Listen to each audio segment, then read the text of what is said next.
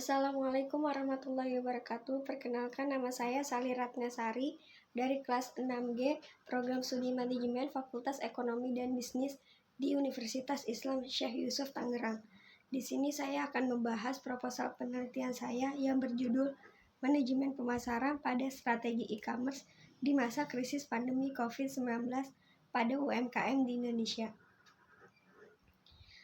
Secara teoritis, pemasaran menurut Coulter dan Armstrong adalah proses sosial manajerial di mana individu dan kelompok-kelompok memperoleh apa yang mereka butuhkan dan mereka inginkan melalui penciptaan dan pertukaran produk serta nilai dengan pihak lain. Mengatakan strategi pemasaran adalah salah satu cara memenangkan keunggulan bersaing yang berkesinambungan, baik itu untuk perusahaan yang memproduksi barang atau jasa. Di era pandemi COVID-19 yang saat ini telah melanda Indonesia, mengakibatkan penurunan ekonomi di berbagai sektor. Sektor yang berdampak diantaranya adalah sektor UMKM. Banyak pelaku usaha yang mengalami penurunan pembelian yang mengakibatkan penurunan omset penjualan. Di era pandemi COVID-19 ini, pelaku usaha dituntut bertahan dalam menghadapi kondisi yang berbeda dari biasanya. Kondisi yang berkurang fleksibel dan sangat terbatas dalam melakukan pergerakan.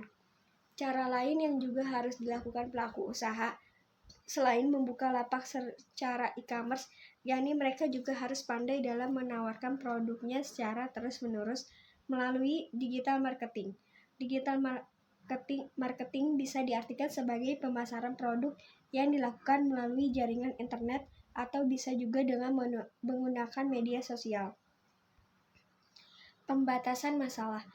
Agar pembahasan tidak terlalu melebar dan lebih fokus, maka penulis membatasi permasalahan pada manajemen pemasaran pada strategi e-commerce di masa krisis pandemi COVID-19 pada UMKM di Indonesia. Rumusan masalah. Yang pertama, apa pentingnya ilmu pengetahuan manajemen pemasaran pada UMKM di Indonesia? Yang kedua, bagaimana strategi e-commerce pada UMKM di Indonesia saat pandemi COVID-19? Yang ketiga, apa pengaruhnya manajemen pemasaran pada e-commerce di UMKM di Indonesia saat pandemi COVID-19? Tujuan penelitian. Yang pertama, dapat menguasai dan memahami manajemen pemasaran pada sistem e-commerce UMKM di Indonesia saat pandemi COVID-19. Yang kedua, dapat memahami kerangka kerja e-commerce pada UMKM di Indonesia saat pandemi COVID-19. Yang ketiga, untuk mengetahui ilmu manajemen pemasaran pada UMKM di Indonesia. Manfaat penelitian. Bagi Dinas UMKM, penelitian ini diharapkan memberikan manfaat sebagai pengetahuan dan wawasan mengenai strategi bertahan UMKM di masa pandemi COVID-19. Bagi mahasiswa, dengan adanya penelitian ini dapat memberikan wawasan dan pengetahuan tentang manajemen pemasaran, khususnya mengenai strategi e-commerce, agar UMKM dapat bertahan di masa pandemi COVID-19. Bagi universitas, penelitian ini diharapkan dapat memberikan kontribusi penambahan ilmu pengetahuan, khususnya bagi teknik manajemen pemasaran, serta menjadi bahan bacaan di perpustakaan universitas dan dapat memberikan referensi bagi mahasiswa lain. Bagi masyarakat, memberikan informasi dan inovasi serta mengukur keberhasilan para UMKM berdasarkan kemampuannya yang terlihat dari kinerja para sumber daya manusia dalam menangani manajemen pemasaran pada e-commerce di saat pandemi COVID-19. Landasan teori. Pengertian manajemen pemasaran. Menurut Coulter dan Keller tahun 2006 dalam Damesta tahun 2014, manajemen pemasaran didefinisikan bahwa manajemen pemasaran adalah seni dan ilmu memilih pasar sasaran dan mempertahankan dan menumbuhkan pelanggan melalui penciptaan, penyampaian, dan pengomunikasian nilai pelanggan supervisor. Evolusi konsep pemasaran. Dalam perkembangan pemasaran dari sejak dulu sampai sekarang, konsep pemasaran ini sudah mengalami evolusi. Evolusi ini muncul sejalan dengan orientasi yang dilakukan perusahaan dalam menghadapi persaingan. Strategi marketing. Strategi marketing merupakan analisis dan pemilihan target market yang ingin dicapai oleh perusahaan dan menciptakan langkah-langkah yang tepat dengan menggunakan berbagai kebijakan marketing untuk mencapai tujuan tersebut. Promosi atau komunikasi bisnis. Promosi adalah elemen keempat dalam marketing mix. Promosi didefinisikan sebagai komunikasi yang memberikan informasi kepada calon konsumen mengenai suatu produk yang dapat memenuhi kebutuhan dan keinginan konsumen dan mendorong mereka untuk membeli.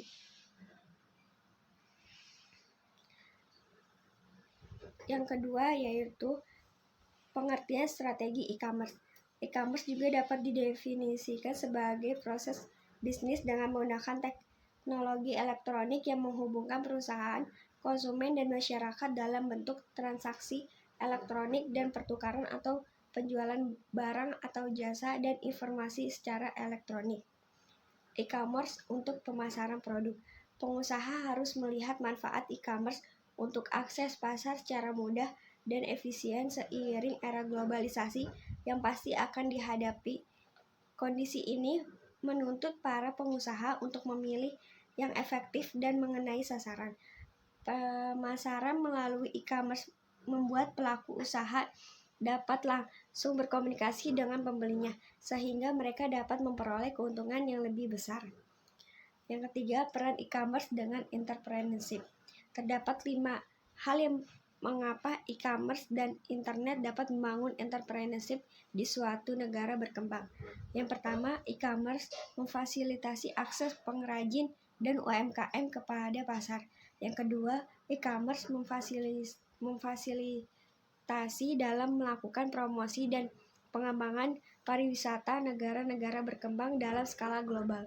Yang ketiga, e-commerce memfasilitasi pemasaran produk pertanian di pasar global. Selanjutnya yaitu COVID-19.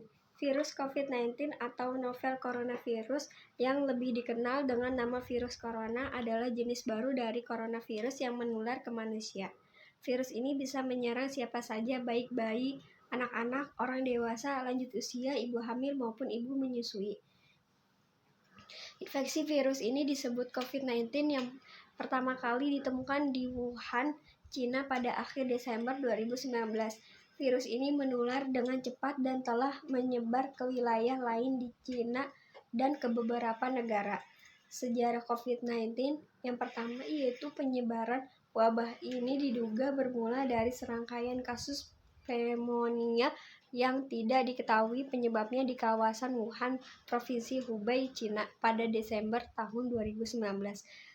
Sejumlah pakar berpendapat bahwa wabah ini disebabkan karena virus corona jenis baru. Jika diamati dalam mikroskop, virus corona memiliki karakteristik seperti mahkota yang ditandai dengan spek protein atau protein S di sekeliling permukaan virus. Jenis protein itu yang berperan sebagai reseptor serta mempengaruhi proses infeksi pada manusia.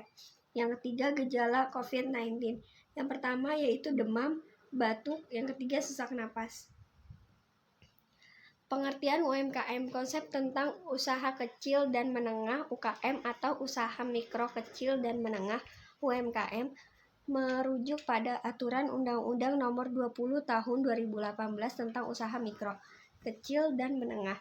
UMKM atau usaha mikro adalah usaha milik perorangan atau badan usaha perseorangan yang produktif dan memenuhi kriteria yang ditulis oleh undang-undang.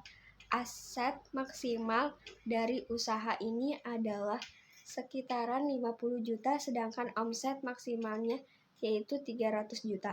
UMKM di Indonesia di masa pandemi COVID-19. Krisis yang terjadi pada tahun 2020 yang disebabkan oleh pandemi COVID-19 ini berbeda dengan krisis sebelumnya. UMKM berada di garis terdepan yang mendapat guncangan ekonomi. Langkah-langkah yang diambil oleh pemerintah pusat maupun pemerintah daerah seperti PSBB dan lockdown telah menghentikan aktivitas ekonomi UMKM.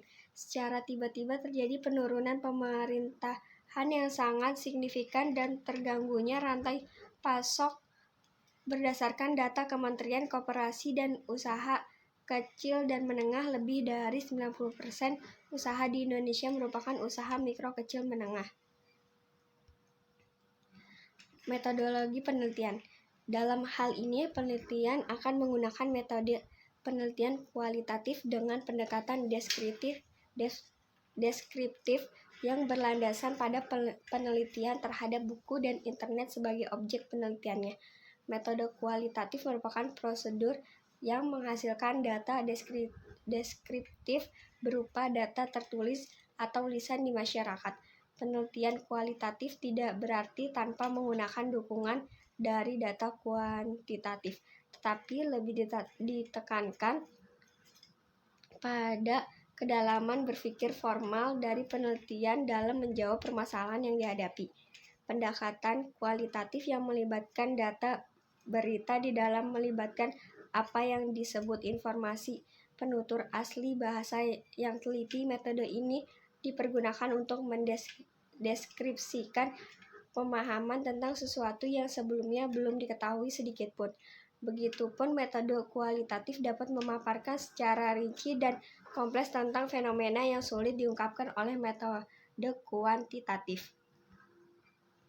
Metode sumber data. Penelitian ini menggunakan sumber data sekunder yang merujuk kepada internet, buku-buku, ensiklopedia atau berita, dan buku-buku pelajaran. Adapun sumber primernya adalah terjemahan buku pengantar bisnis karya Profesor Dr. Haji Bukhari Alma, sedangkan pada proses penelitian penulis menggunakan buku-buku teori yang membantu proses penelitian, antara lain pengantar bisnis karya Profesor Haji Dr. Bukhari Alma, dasar-dasar manajemen karya Terry Leslie, dan dampak positif virus corona untuk dunia karya Van SEMM, PhD, dan Cakri Indra Gunawan, SEMM, PhD, Yulita, SEMAP.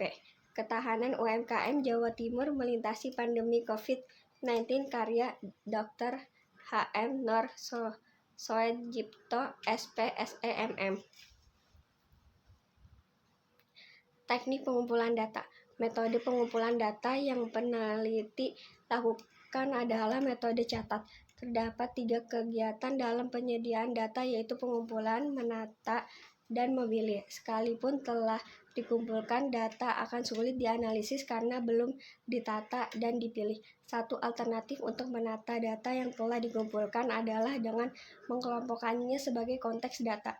Data dalam hal ini merujuk pada fenomena yang mengandung dan berkaitan langsung dengan masalah penelitian. Teknik-teknik yang diterapkan dalam pengumpulan data pertama adalah membaca buku terkait dengan teliti agar dapat memahami apa yang dikandung dalam buku tersebut. Kedua, peneliti mencari kosakata buku tersebut dengan memperhatikan konteks. Ketiga, peneliti menganalisis diksi buku tersebut. Setelah buku tersebut diterjemahkan, peneliti mendeskripsikan sesuai pendekatan yang akan digunakan. Dalam mengumpulkan data harus ada pengelompokan data karena di dalam data tersebut tidak digunakan semua untuk penelitian ini. Oleh karena itu, data harus dipilih yang sesuai dengan konteks permasalahan agar lebih mudah untuk menganalisisnya. Metode analisis data. Agar analisis penelitian ini berjalan sesuai koridor penelitian permasalahan, maka penelitian melakukan tahapan-tahapan yang memperoleh untuk menganalisis hasil penelitian ini. Analisis data mengelompokkan data berdasarkan variabel metabolasi, menyajikan data dari setiap variabel yang teliti, melakukan perhitungan untuk menjawab rumusan masalah, dan melakukan perhitungan untuk menguji hipotesis yang telah diajukan. Sekian proposal penelitian saya, kurang lebihnya mohon maaf. Wassalamualaikum warahmatullahi wabarakatuh.